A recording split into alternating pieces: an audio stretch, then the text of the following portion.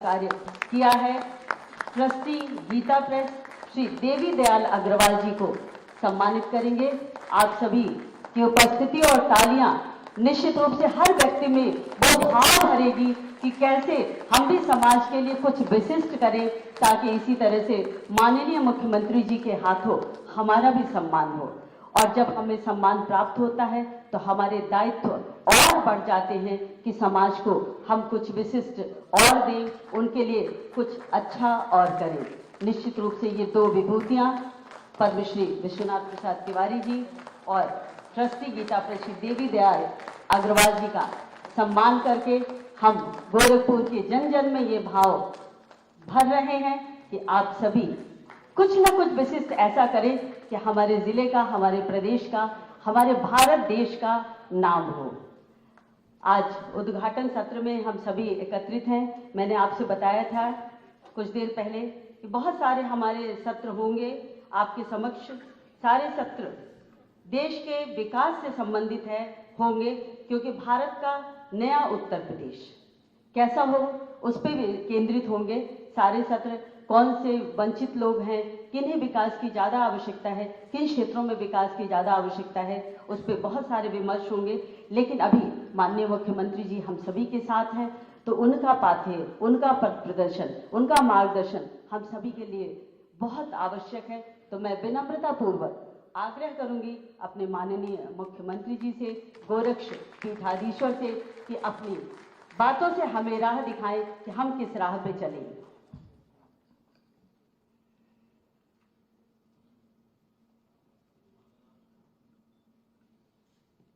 जागरण विमर्श 2024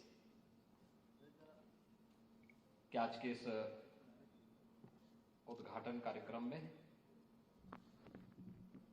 मंच पर उपस्थित दैनिक जागरण समूह के निदेशक श्री सुनील गुप्ता जी, प्रबंध संपादक श्री तरुण गुप्ता जी,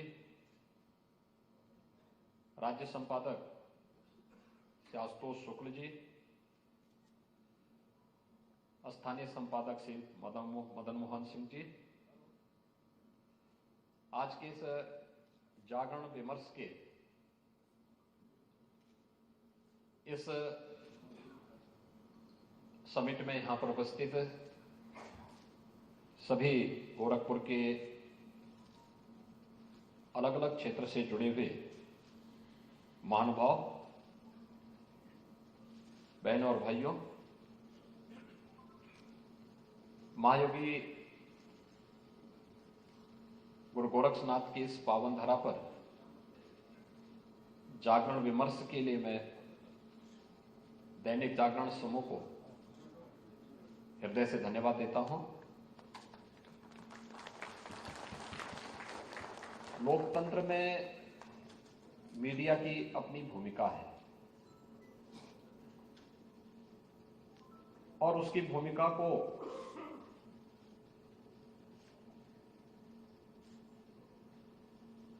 हर एक स्तंभ ने स्वीकार किया है।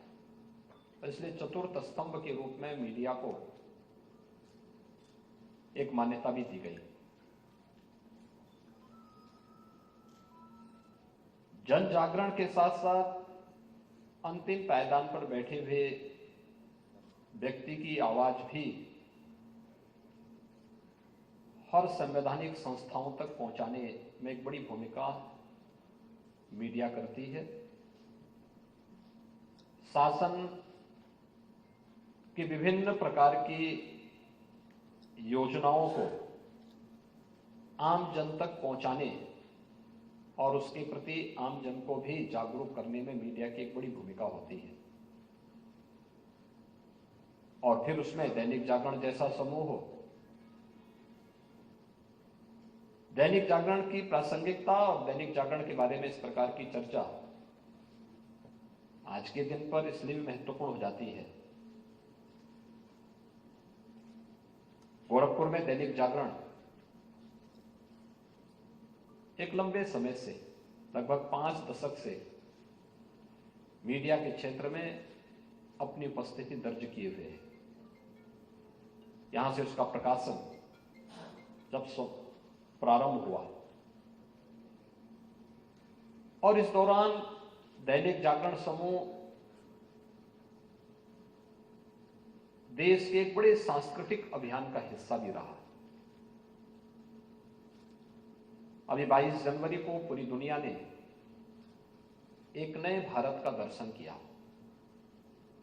एक नया भारत जो अपनी संस्कृति और अपनी विरासत पर गौरव की अनुभूति करके उसकी पुनर्प्रतिष्ठा के लिए पूरी प्रतिबद्धता के साथ कार्य करता है। और वह आयोजन हम सबको अयोध्या धाम में प्रभु श्री रामलला के 5 शताब्दी के एक लंबे अंतराल के उपरांत प्राण प्रतिष्ठा समारोह के माध्यम से देखने को प्राप्त हुआ। इस समारोह के दुनिया का अब तक का सबसे सफलतम आयोजनों में से आयोजन था और कोई भारतवासी ऐसा नहीं था जिसने इस दृश्य को अपनी आंखों से या फिर उसके रिकॉर्डिंग को बार बार अवलोकन न किया हो। श्री राम जन्मभूमि के लिए एक लंबा आंदोलन चला था, एक लंबा अभियान चला था। राजाओं के द्वारा, साधु संतों, नागाओं, निहंगों, महिलाओं, युवाओं और समाज के विभिन्न तबकों ने अनेक लड़ाइयां लड़ी। 76 तो बड़े युद्ध हुए, 3 लाख से अधिक राम भक्त अयोध्या के लिए शहीद हुए और फिर अंतिम जो अभियान चला था 1984 में अंतिम अभियान की शुरुआत हुई थी। उसके परिणति के रूप में हमें 22 जनवरी 2024 का दिन देखने को मिला, जब 500 वर्षों के एक लंबे अंतराल के उपरांत अयोध्या में प्रभु श्री रामलला के भव्य मंदिर में प्राण प्रतिष्ठा का इस समारोह संपन्न हुआ। ये केवल एक प्राण प्रतिष्ठा का समारोह का आयोजन मात्र नहीं था, ये भारत के गौरव की पुनर्प्राण प्रतिष्ठा है और उस गौरव की प्राण प्रतिष्ठा भारत के एक सांस्कृतिक भारत, जिस सांस्कृतिक भारत ने जब ये देश अलग अलग राज्य रजवाड़ों में विभाजित था, राजनीतिक इकाइयां भले ही अलग अलग रही हों, लेकिन एक सांस्कृतिक इकाई के रूप में उत्तर से दक्षिण तक, पूरब से पश्चिम तक पूरा भारत एक भारत के रूप में अपनी पहचान बनाता था। और वही कारण था कि जगतगुरु शंकराचार्य आदि शंकर ने केरल से निकलकर के एक सामान्य सन्यासी भारत के 4 कोनों में 4 पीठों की स्थापना कर देता है, क्योंकि सांस्कृतिक रूप से कहीं कोई भेद नहीं था। उत्तर में गंगोत्री से जल लेकर के कोई शिव भक्त जब निकलता है तो सुदूर दक्षिण में उस जल का इंतजार रामेश्वरम को रहता है और रामेश्वरम में भी जल लेकर के कोई श्रद्धालु जब चलता है तो उस जल का इंतजार केदारपुरी में भी होती है। उत्तर से दक्षिण और पूरब से पश्चिम भारत की सांस्कृतिक एकता का आधार, जो महत्वपूर्ण केंद्र थे, जो हमारे वास्तव में केवल अध्यात्म और भारत की शक्ति के केंद्र थे, बड़ी शरारतपूर्ण तरीके से एक समय में उन पे हमले हुए थे, जिससे देश अपने सत्व को विस्मृत कर सके। और एक शरारत के तहत स्वतंत्र भारत में भी एक प्रयास प्रारंभ हुआ था कि भारत का सत्व जगने न पाए। मुझे याद है जब श्री राम जन्मभूमि आंदोलन 1984 के बाद से प्रारंभ हुआ, तो मेरा सौभाग्य है कि उस आंदोलन का नेतृत्व मेरे पूज्य गुरुदेव महंत विद्यानाथ जी महाराज कर रहे हैं। उस समय स्वाभाविक रूप से सरकारें अलग थीं, लेकिन बिना डिगे, बिना रुके, बिना झुके दैनिक जागरण समूह इस आंदोलन में अग्रणी भूमिका में मीडिया के क्षेत्र में काम करते हुए इस जन जागरण अभियान का हिस्सा बना रहा है। इसके लिए उन्हें हमले झेलने पड़े थे, तमाम प्रकार की प्रताड़ना झेलनी पड़ी थी, और अंततः जो सत्य होगा उसकी तो जीत होनी ही होनी है, और वही हुआ है। अयोध्या में रामलला फिर से विराजमान हुए हैं। दुनिया ने न्याय और सत्य की लड़ाई को एक बार पुनर्स्थापित होते हुए देखा है। पूरे देश के अंदर जिस प्रकार का माहौल था, वह आम जनमानस की अभिव्यक्ति को प्रदर्शित करता है। स्वतःस्फूर्त भाव के साथ हर घर में दीप जल रहे थे, हर मोहल्ले में भंडारे चल रहे थे, राम नाम संकीर्तन के कार्यक्रम चल रहे थे, और आतिशबाजी भी हो रही थी। यानी स्वतःस्फूर्त भाव के साथ व्यवस्थाएं चलती हुई दिखाई दे रही थी। और हम लोगों ने तो यह भी देखा कि जो लोग सामान्य दिनों में इन सब चीजों से बहुत दूर रहते हैं, वे लोग भी उस अभियान का हिस्सा बने हुए थे। लेकिन इस पूरी लड़ाई को किन किन स्तरों पर नहीं लड़ी गई। संभवतः दुनिया का पहला ऐसा अभियान था, ऐसा आंदोलन था,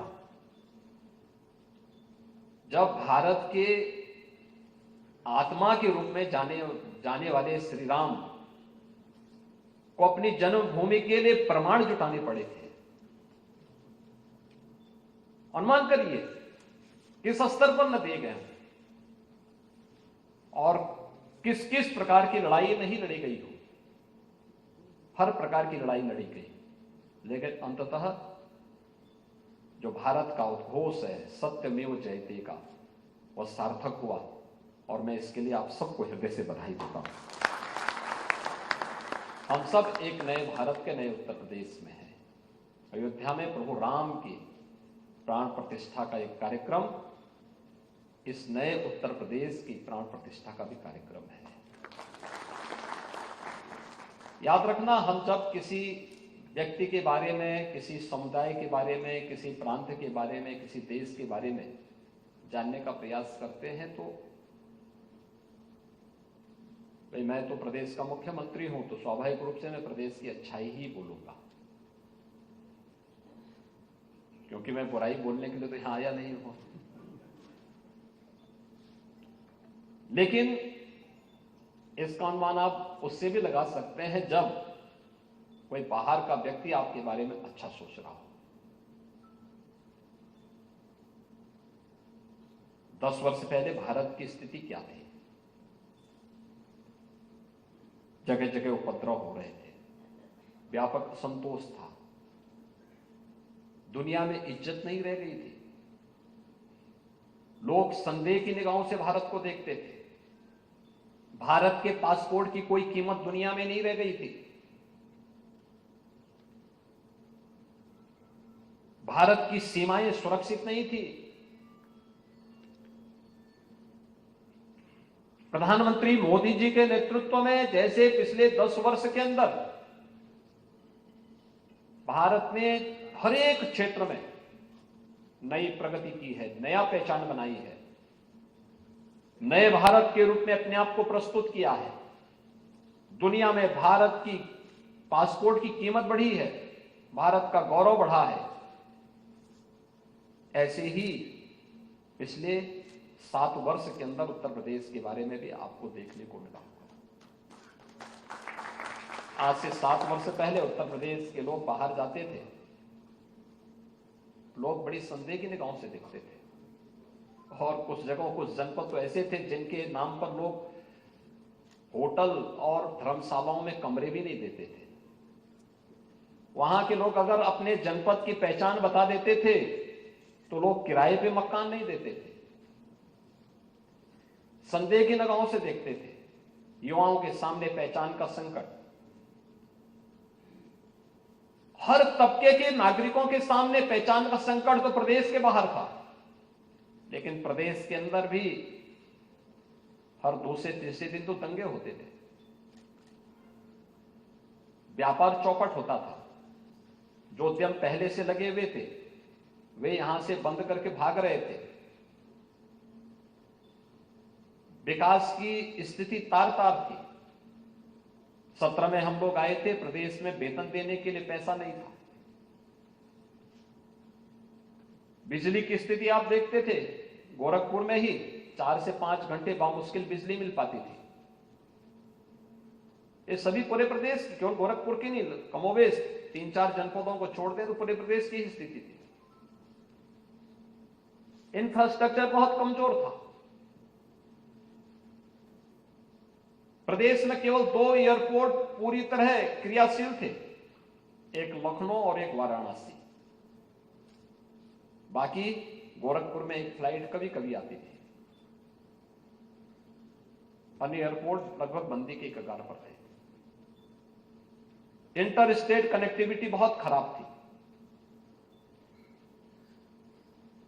यानी इंफ्रास्ट्रक्चर कमजोर था, सुरक्षा की बदहाल स्थिति थी, बेटियां स्कूल नहीं जा पाती थी, महिलाएं बाजार नहीं जा सकती थी, बिजली की स्थिति बहुत खराब थी, और वेलफेयर की स्कीम, जितनी भी स्कीम थी, लोक कल्याणकारी योजना, ये सब की स्थिति बहुत ही बदहाल थी। लेकिन पिछले 7 वर्ष के अंदर आज उत्तर प्रदेश का नौजवान या उत्तर प्रदेश का नागरिक देश और दुनिया में कहीं भी जाएगा, उत्तर प्रदेश का नाम सुनते ही अगले व्यक्ति के सामने एक चमक उसके चेहरे पर देखने को मिलती कि उत्तर प्रदेश से हैं। अब अच्छा, यह आपकी एक नई पहचान बनी है। अब उत्तर प्रदेश को कोई हेय दृष्टि नहीं देखता, क्योंकि उत्तर प्रदेश आज जिस ईमानदारी के साथ डबल इंजन सरकार के प्रयास से आगे बढ़ा है, वो आप सबके सामने और आपके प्रयासों का परिणाम है। जो आपकी अपेक्षाएं थी, जो आपकी आकांक्षाएं थी, जो आपकी एक अपेक्षा सरकार से थी, उसके अनुरूप और परिणाम आपको सबसे पहले पहचान के संकट से मुक्त होना पड़ा। आज प्रदेश का इंफ्रास्ट्रक्चर देश के सबसे अच्छे इंफ्रास्ट्रक्चर में माना जा रहा है। एक्सप्रेस वे का सबसे अच्छा संजाल आज के दिन पे भारत के अंदर यूपी के पास है। एयर कनेक्टिविटी देश का सबसे अच्छा आज के दिन पे यूपी में है। हम 4 इंटरनेशनल एयरपोर्ट के साथ वर्तमान में 9 एयरपोर्ट संचालित कर रहे हैं। 2 से 9 तक हम पहुंच गए हैं, और अभी कुछ ही महीनों में हम 10 नए एयरपोर्ट और चालू करने वाले हैं। एशिया का सबसे बड़ा एयरपोर्ट भी हम लोग बनाने जा रहे हैं, और मुझे लगता है कि ट्रायल रन हम फरवरी में इसी महीने लेने जा रहे हैं। वहां पे अयोध्या में इंटरनेशनल एयरपोर्ट, कुशीनगर में इंटरनेशनल एयरपोर्ट, वाराणसी में इंटरनेशनल एयरपोर्ट और लखनऊ में इंटरनेशनल एयरपोर्ट पहले से हमारे पास चालू हो चुके हैं, और जेवर में ट्रायल रन इसी महीने हम लोग करेंगे। यानी एशिया का सबसे बड़ा एयरपोर्ट होगा, 5000 हेक्टेयर लैंड में हम उसको विकसित करने जा रहे हैं।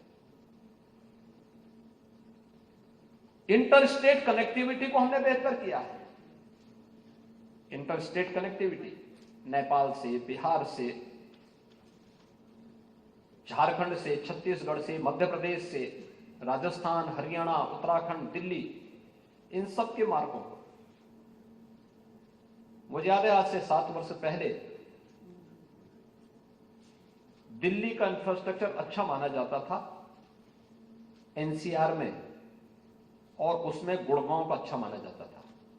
आज अगर आप जाकर के देखेंगे नोएडा, ग्रेटर नोएडा और गाजियाबाद, तो एनसीआर में दिल्ली समेत पूरे एनसीआर में सबसे अच्छा इंफ्रास्ट्रक्चर आपको देखने को मिलेगा, वह नोएडा, ग्रेटर नोएडा, गाजियाबाद का देखने को मिलेगा। सुरक्षा का बेहतरीन मॉडल आज उत्तर प्रदेश के पास है। पिछले 7 वर्ष के अंदर कोई दंगा भी नहीं हुआ है। और मुझे लगता है कि अगले 1-2 वर्ष के अंदर लोग दंगों का नाम ही भूल जाएंगे। यानी दंगा मुक्त प्रदेश, एक सुरक्षित प्रदेश, एक बेहतर मॉडल सुरक्षा का प्रदेश के अंदर आज दिया गया। दूसरा, महिला संबंधी अपराध में किसी ने कभी भी अपराध किया होगा, उसमें सबसे अधिक देश के अंदर प्रोसिक्यूशन का रेट यूपी का है सजा दिलाने में, अपराधी को सजा दिलाने में।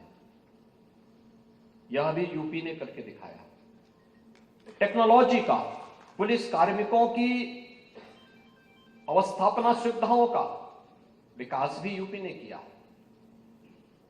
भर्ती की प्रक्रिया में पारदर्शिता लाई गई। परिणाम है, अगर किसी भी विभाग में मैन पावर नहीं है, रिजल्ट कैसे आ पाएगा? हमें पर्याप्त रूप से वहां पे मानव संसाधन उपलब्ध करवाने ही पड़ेंगे। और ये सभी चीज एक समयबद्ध तरीके से सरकार ने उपलब्ध करवाए, परिणाम हमारे सामने। टेक्नोलॉजी का उपयोग करके हम उन लक्ष्यों को प्राप्त कर सकते हैं जो लक्ष्य प्रदेश के अंदर अधिक से अधिक रोजगार के लिए और वहां के डेवलपमेंट के लिए आवश्यक होते हैं। उत्तर प्रदेश में जब सुरक्षा का माहौल ही नहीं था, जब व्यक्ति स्वयं सुरक्षित नहीं, तो पूंजी कैसे सुरक्षित रह पाएगी? 17 के पहले तो यही था। आज 17 के बाद माहौल बदला है। मुझे याद है जब 2017 में अक्टूबर माह में मैंने अपने उस समय के औद्योगिक विकास मंत्री को मैंने कहा, भी देखो यूपी में हमें देश की सबसे बड़ी युवाओं की फौज हमारे पास है, इन युवाओं के लिए रोजगार और नौकरी के लिए नए रास्ते खोलने चाहिए। सरकारी नौकरी सीमित होगी, निजी क्षेत्र में भी उस द्वार को खोलना पड़ेगा। आप आश्चर्य करेंगे, जब हम लोगों ने इस दिशा में मैंने कहा तो वे लोग मेरे पास औद्योगिक विकास के मंत्री और उस समय के जो हमारे अवस्थापना और औद्योगिक विकास के जो आयुक्त थे, इस समय वो भारत निर्वाचन आयोग के कमिश्नर हैं,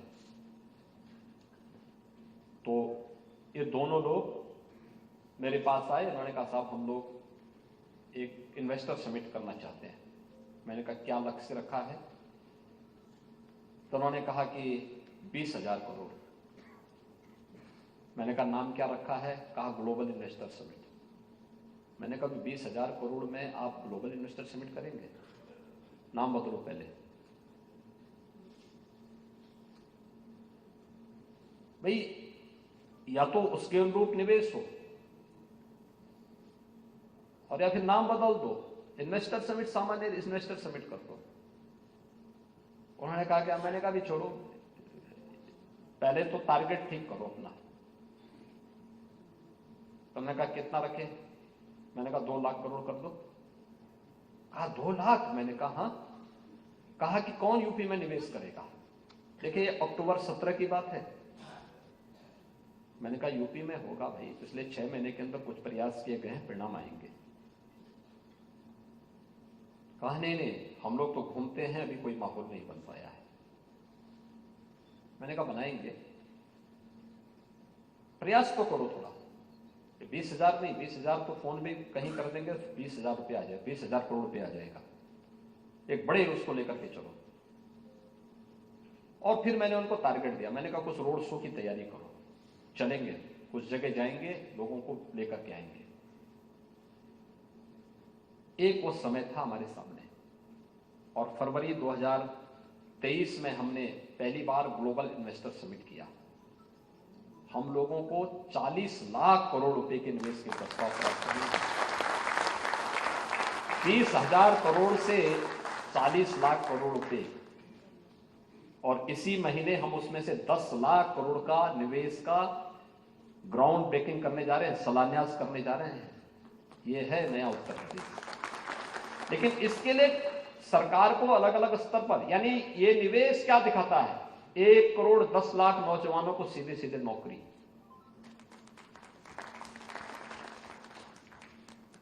ऐसा नहीं कि न मिला हो। 17 में के पहले यूपी की अनएम्प्लॉयमेंट जो रेट थी वह 19% से अधिक थी। आज वो 2% तक है।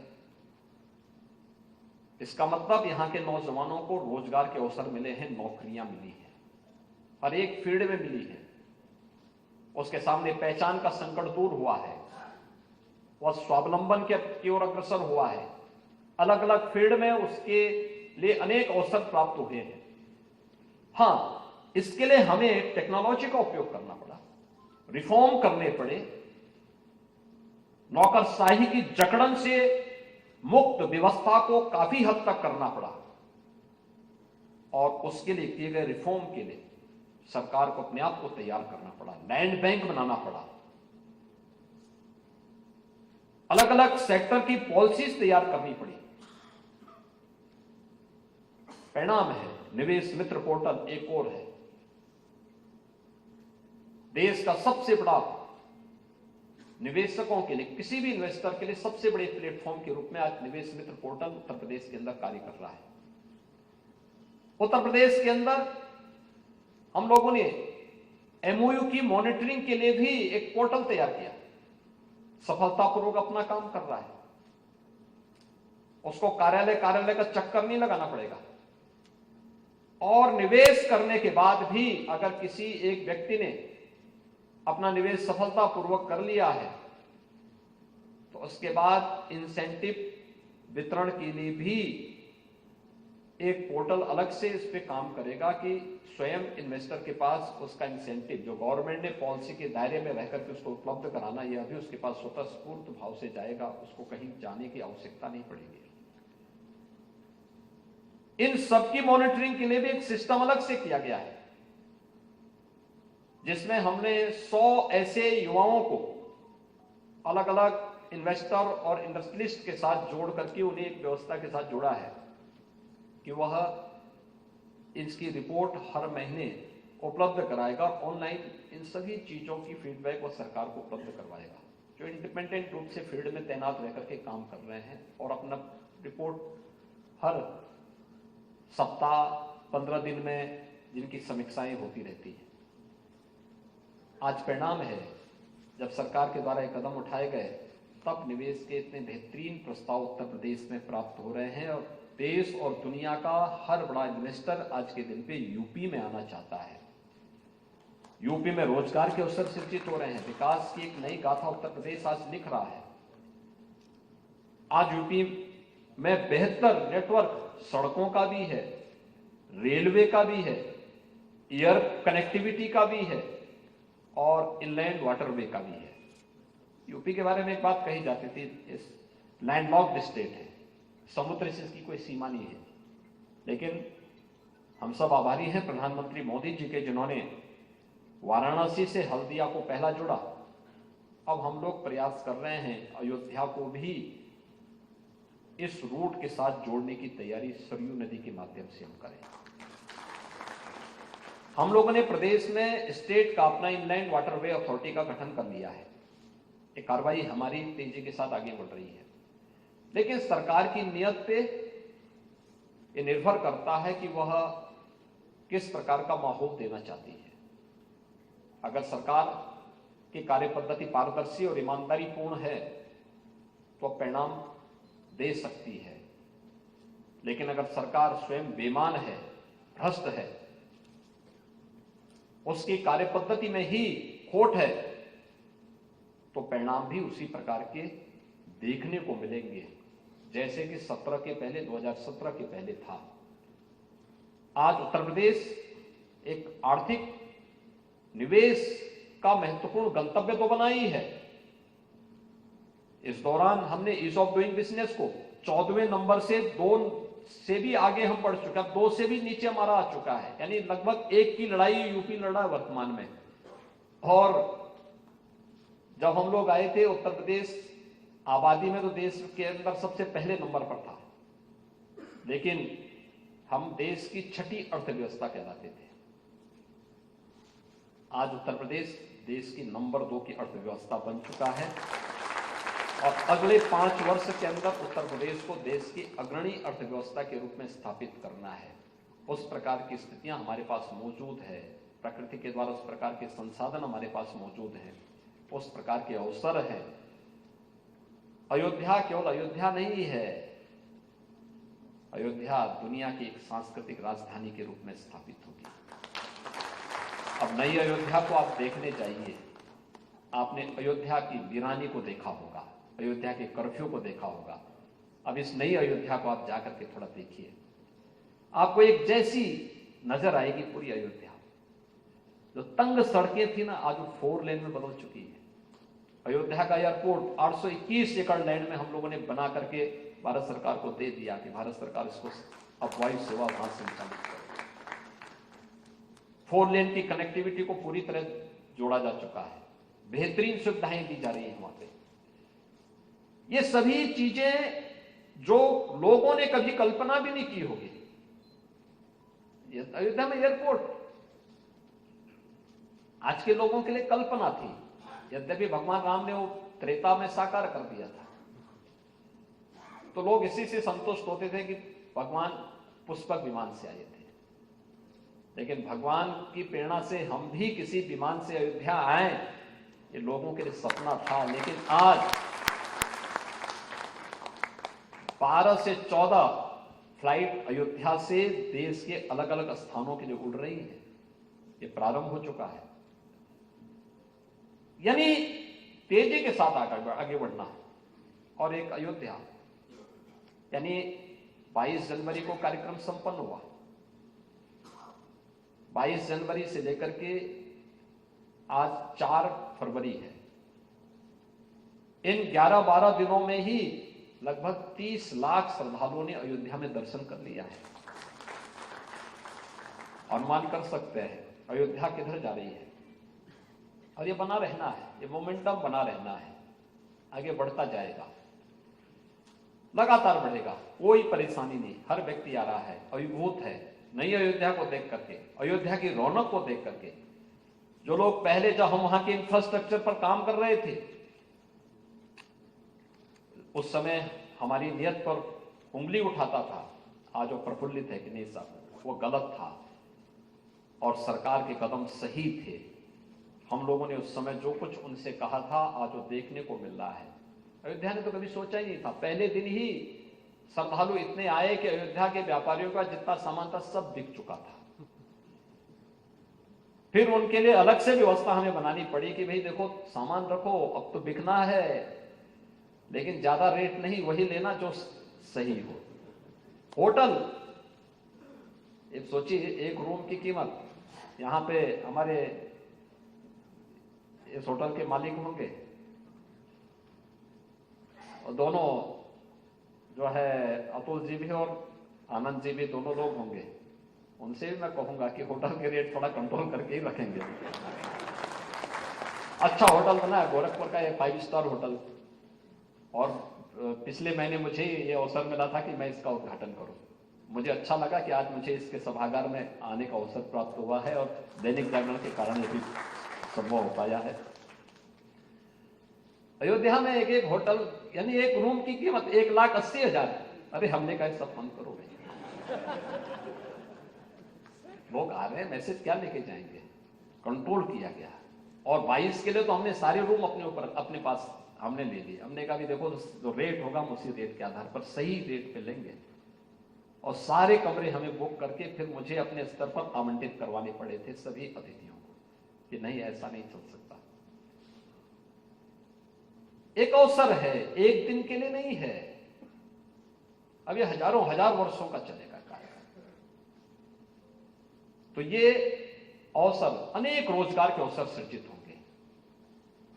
सर्विस सेक्टर यूपी की सबसे बड़ी ताकत हो सकती है।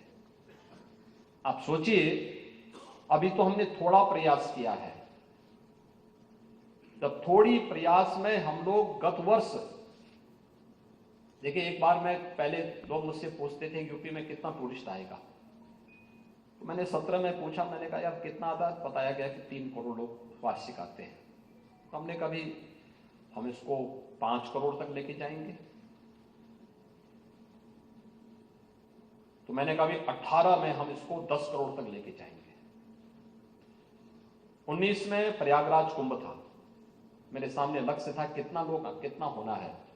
मैंने कहा प्रयागराज कुंभ है तो यूपी की आबादी के बराबर लोग आएंगे, और 24 करोड़ पहुंचा। और गत वर्ष कोरोना कालखंड के बावजूद